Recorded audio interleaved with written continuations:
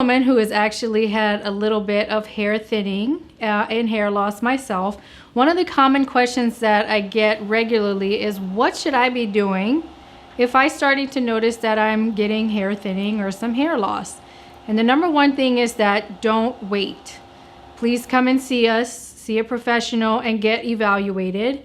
We can get some lab work done for you to make sure that your vitamin levels are normal, that your thyroid is in a normal range as well.